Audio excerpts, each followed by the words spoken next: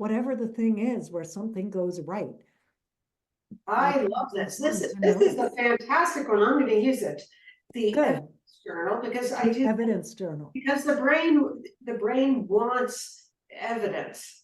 And Yeah. I do think with the positive, we have to purposely think about, yes, you know, things do go my way. Things are working out. And which Because like you said, you said we naturally, we learn from our mistakes more effectively than we learn from everything going well. So our brains are already hardwired. Like, don't worry, you're not going to forget the bad stuff, right? Because our brains are naturally wired to remember the bad stuff. But you will forget the good stuff, right? Like, how many of us get to the end of the day and it's like, oh my God, I had the worst day, blah, blah, blah, blah. Meanwhile, 10 awesome things happen that you're not remembering because you're focusing on the one bad thing. I love this. No, this is fantastic. But it's also making me think of another topic I'm guessing you might also address, which is perhaps rethinking our past and things that have happened to us and maybe assigning different meanings to those things. Right? Is that discussion you might have with people, I'm guessing? Yes, often. Yes. Yes. It's part of your identity, this coming back full circle. And so, but how can we change that? So I'd love to hear how you work with your clients on that topic. Yeah, I have a couple of ways that I approach it.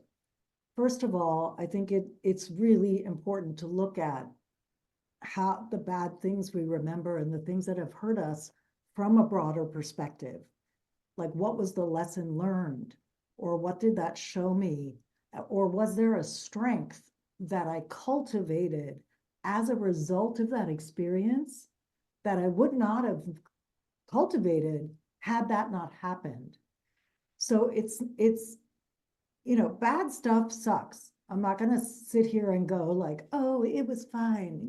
If unforgivable stuff happened in our lives, unforgivable stuff happened in our lives, right? But how we can work with that and grow beyond it is to recognize who we have become as a result, how we have survived. Like, the person that is here today survived that horrible thing.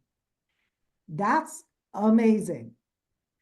And if you can identify the strength and the qualities that grew in you as a result of what you've had to survive, that is what serves you moving forward.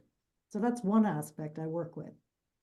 Post-traumatic, right? Yeah, exactly.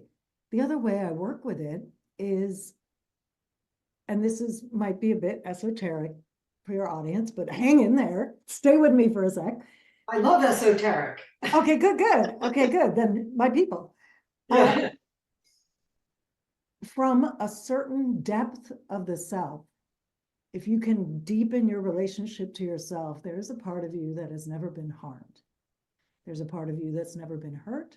There's a part of you that's bigger than this body, than this personality, than who you know yourself to be at this current time. And I help people access that deeper knowing, that deeper self that is bigger than the current problem or the past problem. So very often when we get fixated on things we need to fix or change about ourselves, about our lives, it's because we're living in a part of us that's too small for us. And the antidote is to access the part of us that's actually bigger than the problem. And from that perspective, now this is where meditation and self-inquiry and deepening ourselves becomes key. From that perspective, we can look at the problem because now we're bigger than it. We can look at it, have compassion for ourselves in the suffering of it, and have a bigger perspective from which to address it. So that's the other way that I work with things like that. Yeah, no, it's like that we're actually making ourselves own prisoners.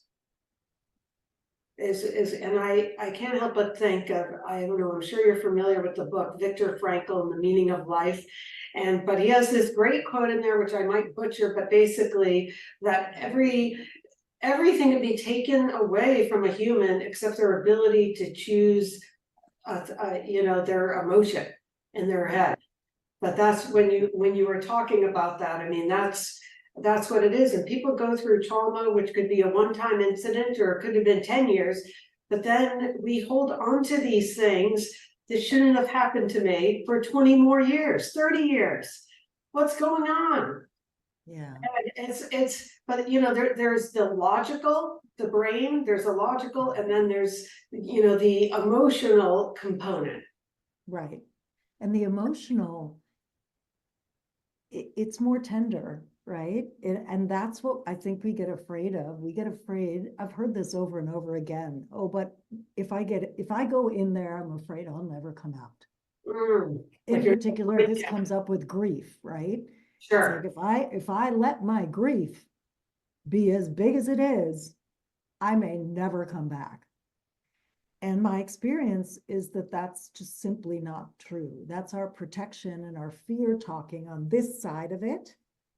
But if we actually allow ourselves to grieve and to feel deeply, we do come out the other side. It's the fear that keeps us stuck.